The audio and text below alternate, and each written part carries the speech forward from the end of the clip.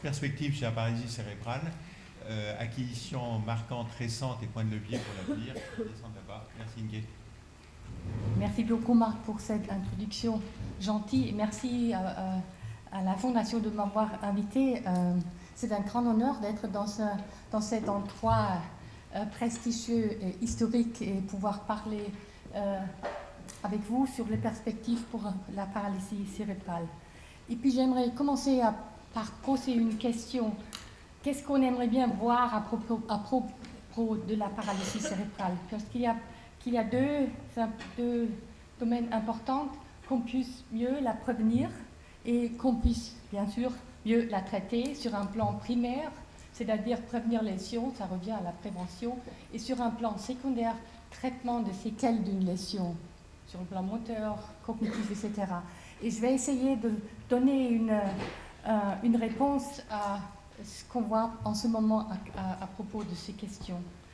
Et dans les 20 minutes qui viennent, j'aimerais discuter avec vous sur plusieurs points que j'ai choisis parce que je pense que là, il s'est passé des choses importantes pour la paralysie cérébrale.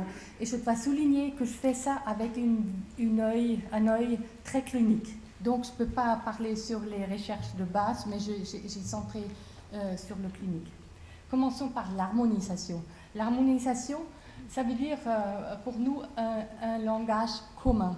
On ne peut pas édifier un grand building cohérent quand on ne sait pas, quand on ne parle pas la même langue.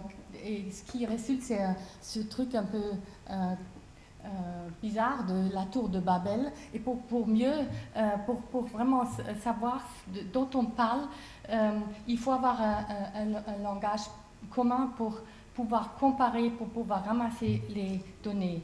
Les grands neuropédiatres, commençant par Sigmund Freud, se sont disputés pendant des décennies sur les différents types de PC. Et maintenant, on est convenu qu'il faut au minimum distinguer la CP spastique bilatérale, la unilatérale spastique, la dyskinétique et l'ataxique. Et on est si bien d'accord, je pense, internationalement, qu'il faut décrire la sévérité des scores fonctionnels avec des scores fonctionnels. Et ce qui est le plus important, c'est le Gross Motor Function Classification System pour les membres inférieurs et le Bimanual Fine Motor Function ou le score pour Manual Ability Classification System pour les membres supérieurs. C'est surtout le mérite de Peter Rosenbaum et son groupe d'avoir établi ces scores et de les avoir validés. Et avec ces scores, on peut très bien donner une image d'un enfant qui donne ce qu'on a avant appelé diplégie ou quadriplégie, mais c'est beaucoup plus précis. On peut comparer entre des endroits, entre des pays différents.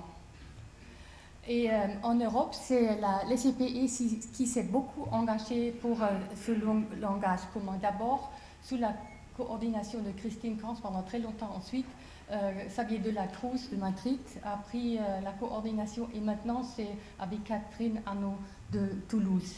Et pendant les premières années, on s'est vraiment disputé pour arriver à ce langage commun. On l'a illustré dans un Reference and Training Manual qui est sur le net entre-temps, dans le web, et qui a été traduit dans beaucoup de langues.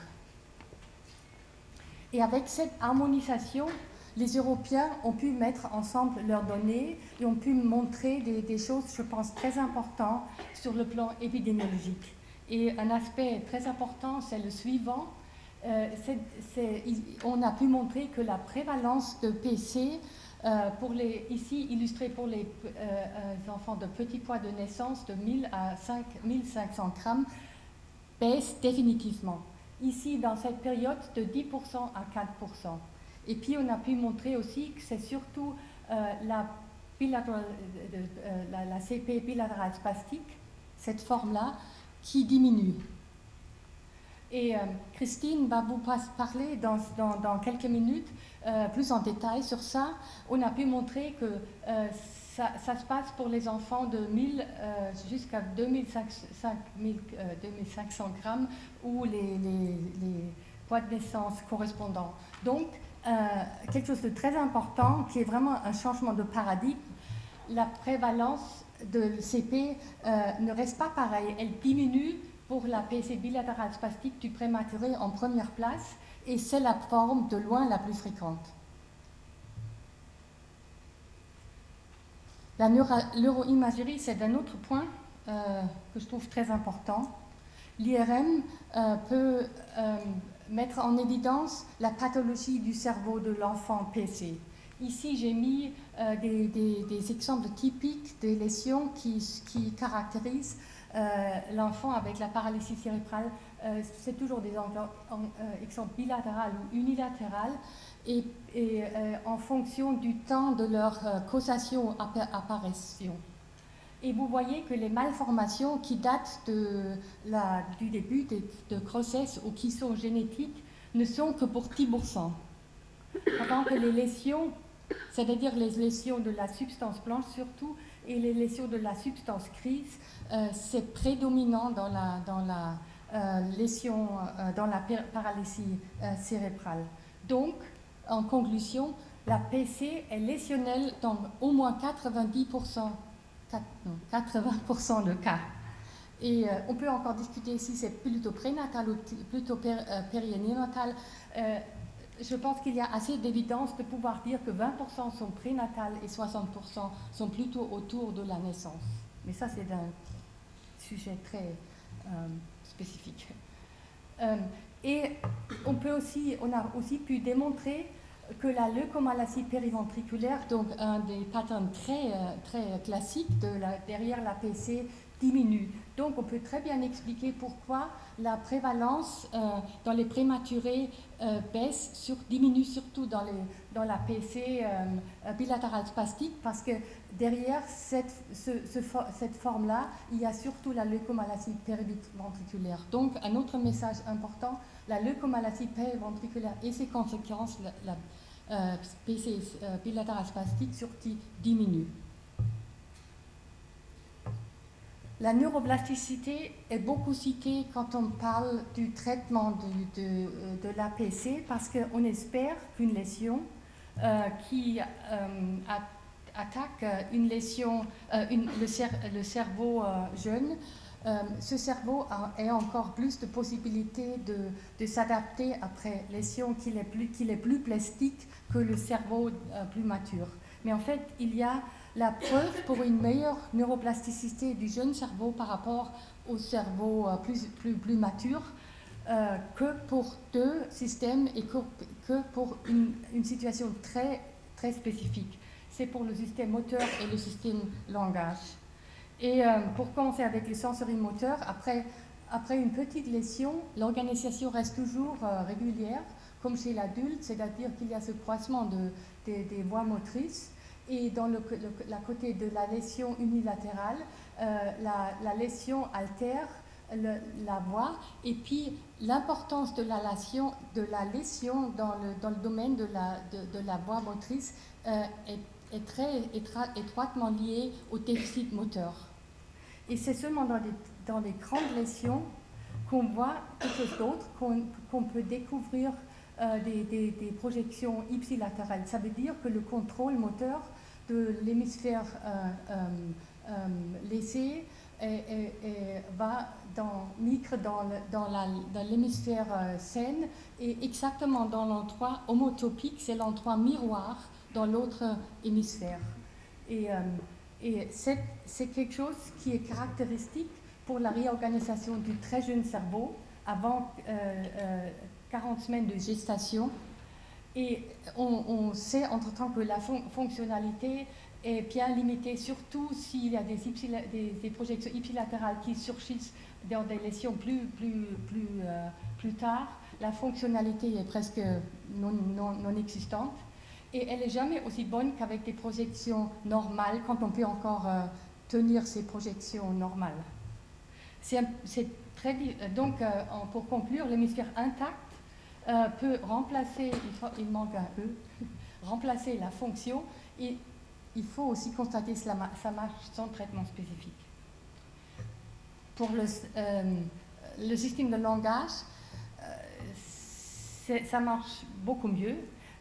Entre nous, 90% de nous ont probablement le contrôle de leur langage dans l'hémisphère gauche.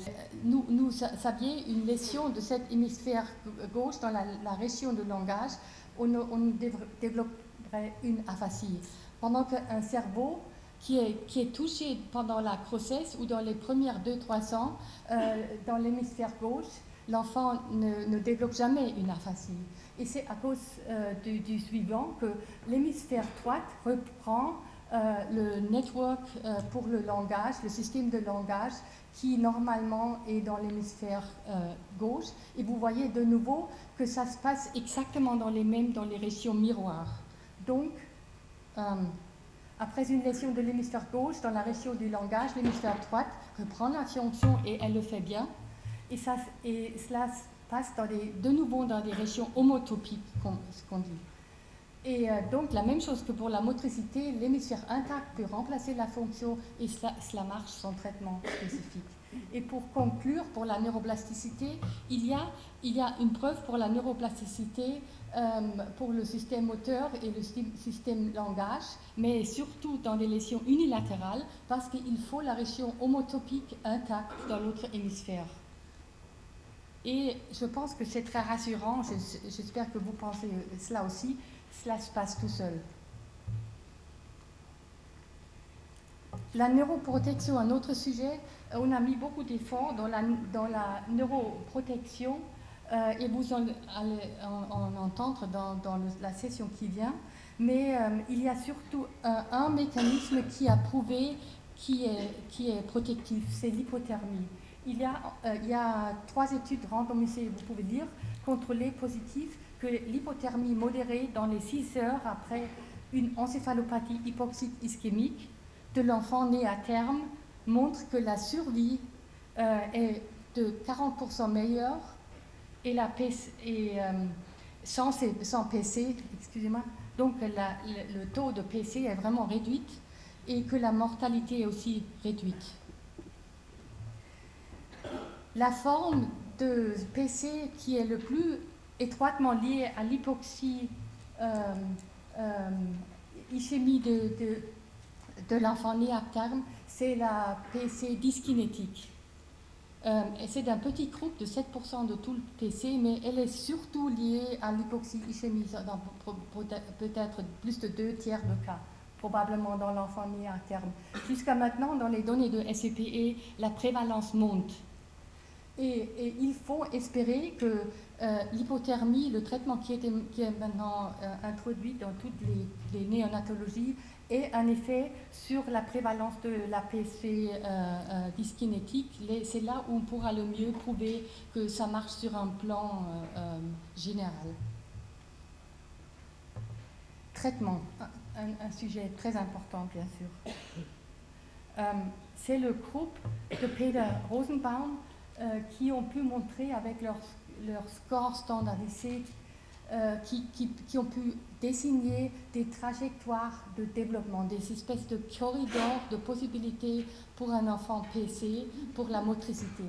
Et ce qui est derrière, ça veut dire qu'un enfant qui a l'âge de 2-3 ans, dans un level 5, c'est-à-dire qui n'a pas de fonction moteur signifiante, il n'y a pas d'espoir d'arriver à l'âge de 5, 6, 7 ans dans un level 1 ou 2, un level où on peut marcher sans aide. C'est un peu décevant peut-être, et surtout on peut voir que plus tard dans l'adolescence, les levels plus durs, les plus sévères, les enfants perdent plutôt un peu de fonction à cause de contraction des choses différentes. Donc il faut accepter, on ne peut modifier le pronostic moteur du point de vue quantitatif. Mais il faut bien sûr se dire qu'est-ce qu'on peut faire dans ces corridors. Ces corridors montrent quand même encore beaucoup de possibilités. Et puis je vais essayer de distinguer la petite enfance et l'enfance et l'adolescence. dans la petite enfance, on a mis beaucoup d'espoir dans l'intervention précoce ou early intervention. Mais jusqu'à maintenant, c'est un peu décevant. On n'a pas pu mettre sur place une preuve que ça ait un effet à long terme sur le pronostic moteur. Par contre, il y a un concept qui est de plus en plus discuté, c'est l'environnement enrichi. Là où on peut montrer que c'est ce concept qui a différentes formes aura un pronostic positif, pas seulement sur le cognitif, mais d'une certaine manière aussi sur le développement moteur. Et je trouve que c'est assez logique parce que dans la petite enfance, l'appréhension se passe d'une façon surtout implicite, c'est-à-dire sous-conscient, automatiquement, si on peut dire. C'est ce que plus tard, quand l'enfant devient plus âgé, que l'appréhension devient explicite de plus en plus. Il y a toujours encore l'appréhension implicite, mais l'explicite devient aussi important. Et c'est là où on peut vraiment entraîner les enfants dans des domaines spécifiques. Et puis, il y a entre-temps des niveaux de preuve pour la physiothérapie qui sont assez clairs, pour les traitements qui sont axés sur la force musculaire et l'apprentissage fonctionnel, que la force devient meilleure, que la fonction aussi s'améliore. Il y a bien sûr aussi d'autres thérapies, vous avez entendu ça dans le film pour le moment, qui sont importants à mentionner, qui ont changé la vie des enfants PC. La hanche surveillée, c'est les Suédois qui ont brillamment pu montrer que ça peut donner la prévention pour les luxations des hanches. Et je pense que tout le monde est d'accord que la gastrostomie percutanée a un effet positif sur le poids, sur la minéralisation osseuse et comme ça aussi sur les fractures. C'est vraiment épatant de voir, nous on voit plus de fractures, presque plus de fractures pathologiques, même dans des enfants avec un handicap très sévère. Et vous l'avez vu, vous avez entendu que ça a changé la vie à cette jeune dame avec PC, le baclofen intrathecal. Quand c'est vraiment bien, l'indication est bien prise, ça change la vie.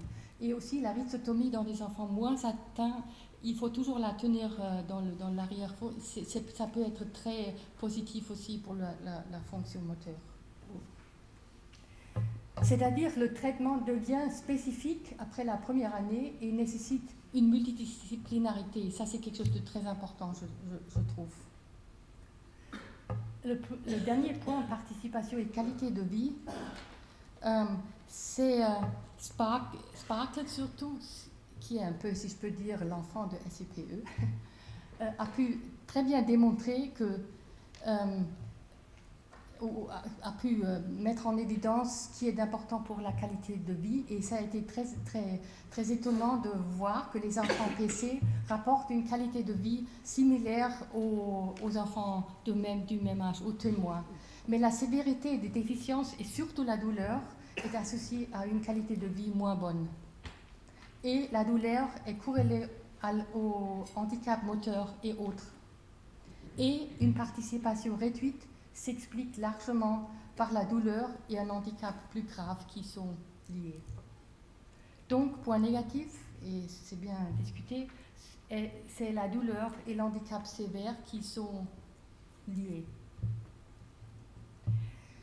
Et pour maintenant aller vers les points de levier pour l'avenir, qu'est-ce qu'on peut apprendre de ces points ? On sait, je pense, on a beaucoup mieux compris et on est mieux d'accord sur ce que c'est la PC. On sait mieux d'où elle vient. On peut mieux identifier des groupes spécifiques, des types différents, la sévérité, et on a un langage commun pour tout ça, et aussi de plus en plus pour l'étiologie.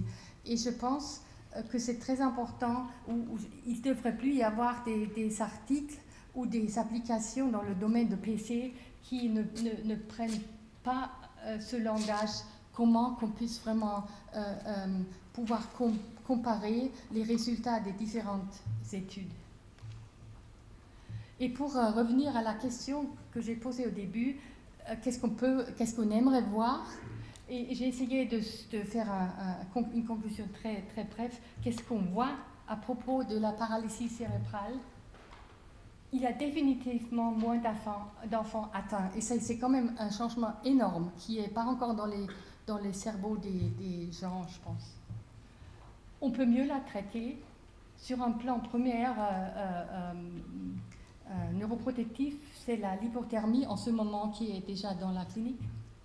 Et sur un plan secondaire, je pense qu'on peut mieux s'orienter, qu'est-ce qu'il apporte quelque chose et qu'est-ce qu'il n'apporte pas grand-chose. Et je pense, ça c'est quelque chose que je n'ai pas pu soutenir par des données, des articles, des reviews. Il y a une meilleure éducation des gens qui traitent. Et la multidisciplinarité entre ces gens est quelque chose qui est vraiment extrêmement important pour les enfants qui sont atteints par la PC. Et donc, à propos de la prévention, qui est le topic de la session après, il faut retenir pour la PC du très jeune prématuré, la néonatologie de grande qualité est essentielle, je trouve, et elle doit être centralisée dans les petits boîtes de naissance. Et elle doit continuer ses efforts pour la neuroprotection. Et pour l'enfant né à terme, après hypoxique ischémique encéphalopathy, ça va être important de surveiller l'effet de l'hypothermie sur un plan épidémiologique. Et ce qui reste encore un grand problème, c'est la prévention de PC d'origine prénatale qui est encore non résolue et qui restera peut-être non résolue. Et pour le traitement, dans la période infantile, c'est important que l'enfant soit bien entouré et stimulé selon ses capacités. Mais mon opinion, peut-être, je dois dire personnelle, peut-être c'est un peu... il y a d'autres opinions là-dessus. Il faut être prudent avec les interventions spécifiques dans la petite enfance. C'est bien possible dans la période juvénile où les effets, les traitements qui entraînent peuvent peut-être à la longue être soutenus par la pharmacothérapie. Là, il faut peut-être faire encore plus d'études pour voir si on donne un médicament en même temps qu'on a un traitement intensifié, si on ne peut pas changer l'activation cérébrale et aussi par la suite la fonction. Ce qui reste un grand problème, et c'est pour un concret tout seul, c'est la transition vers la vie d'adulte. Un défi est de pouvoir améliorer cette perte de fonction des PC de plus grande sévérité. Avec ça, je vous remercie de votre attention.